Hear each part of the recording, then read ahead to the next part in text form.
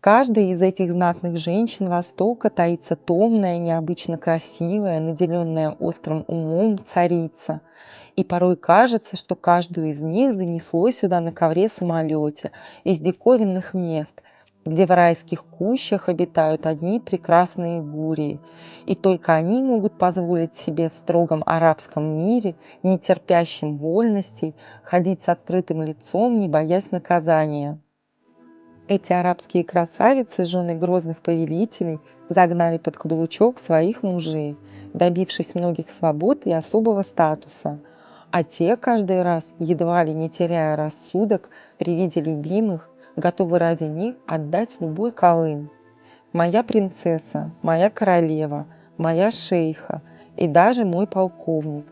Это не пустые слова, которыми обычно бросаются восточные поэты при свете луны, воспевая свои чувства к женщине.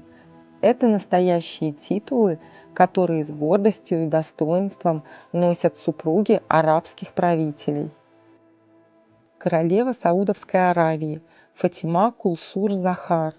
Ее судьба – это загадка, настоящая головоломка для восточных звездочетов, известных своей мудростью и прозорливостью. И действительно, как Фатиме, девушке совсем незнатного происхождения, за нежными плечами которой была только необычайная красота. Добавим сюда ради бонуса университетское образование. Сумела охмурить одного из могущественных правителей Ближнего Востока. 31-я жена короля, на изумление и зависть всего гарема, стала первой женщиной, осевшей в его покоях. Настоящая хозяйка государства. Фатима не любит публичной шумихи, старается избегать общества. Однако пару лет назад она, вопреки своим привычкам, вдруг завела страничку на Facebook на английском. Наверное, Фатиме надоело отсиживаться за стенами дворца, которые ей показались уже тесными. Кстати, королева предпочитает восточный стиль моды. Появляясь изредка на официальных приемах, Фатима поражает всех изысканностью одежды, тонким вкусом и, разумеется, яркой красотой. Шейха Хайя бинт Хусейн аль-Мактум. В отличие от Фатимы, Хайя – представительница королевского рода. Ее отец – правитель Иордании. Она вторая жена шейха Дубая, которая познакомилась с будущим мужем на одном из торжеств. Красота девушки с точенной фигурой, с легкой, будто парящей в воздухе поступью, настолько завладела Хусейном, что он уже через несколько месяцев предложил ей руку и сердце. Эта женщина, получившая блестящее образование в Оксфорде, стала украшением его дворца.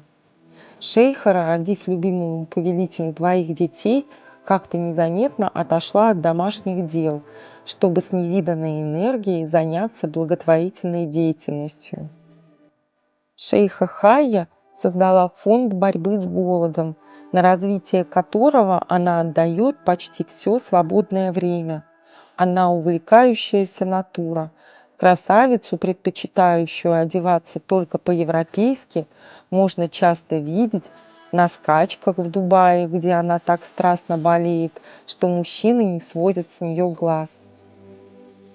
Хайя не пропускала ни одного светского мероприятия.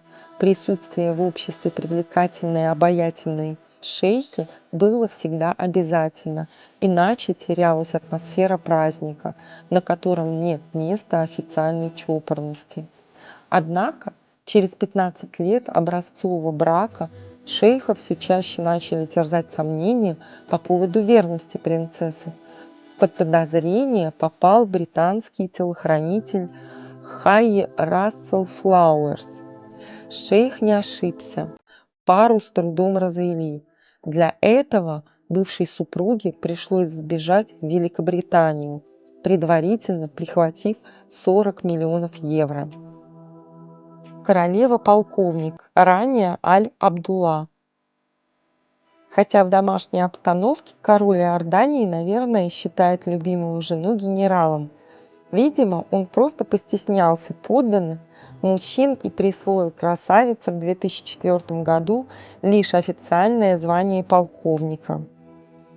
Но иорданская армия была в восторге.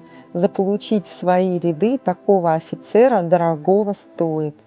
Судьба королевы-полковника – еще один пример того, как пламенная и страстная любовь сокрушает все границы, не считаясь с традициями и обычаями.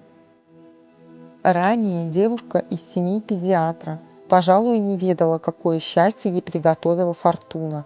Нечаянная встреча с наследным принцем Иордании Аль-Абдулой дала начало бурной романтической любовной истории, которая уже через 4 месяца закончилась свадьбой. Ранее, несмотря на то, что у нее уже 4 детей, считается одной из самых сильных женщин мира. Она бросила вызов восточным традициям и не носит платок, одевается у лучших европейских модельеров, активно борется за права представительниц слабого пола в Иордании. Король в этом плане благодушествует и не соблюдает древних обычаев, предоставляя прекраснейшей из королев никем и ничем не ограниченную свободу. Шейха Муза бинт Нассер аль-Миснет. Удивительная женщина, сочетающая восточную красоту с государственным умом, вполне могла бы заткнуть за пояс самого кардинала Ришелье. Муза добилась невероятного. В арабском мире, где до сих пор процветает культ мужчины, она выбила почву из-под ног у многих законодателей. Они верой и правдой служили старым, отживающим правилам и были вынуждены уступить дорогу этой умной и смелой женщине. Ее муж, эмир Катара, Хамад бен Халиф аль-Тани, души не чает в супруге. С ней, третьей женой, он уже прожил вместе около 40 лет и ни разу ни в чем не упрекнул Музу. Напротив, именно эмир доверил шейхе важные государственные посты в Катаре. Она ведает в стране делами образования, избрана президентом Верховного Совета по семейным вопросам и вдобавок еще работает в ЮНЕСКО. Кстати, Муза входит в список самых влиятельных женщин мира. Она успевает также следить и за воспитанием своих 7 детей. Шейха предпочитает арабский стиль моды. Принцесса Аиша Аль-Мактум.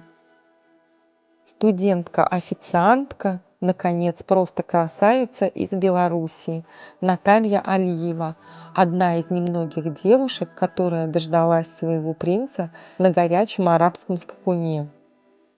Сказочно богатый, красивый и в меру молодой, лишь раз женатый племянник правителя Дубая Саид Аль-Мактум приехал в Минск пострелять и поучаствовать в соревнованиях и был сражен в самое сердце появлением Натальи.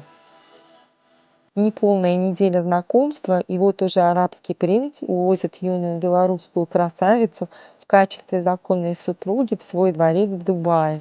И Саид оказался настоящим мужчиной, сделал все возможное, чтобы любимая женщина купалась в роскоши и неге.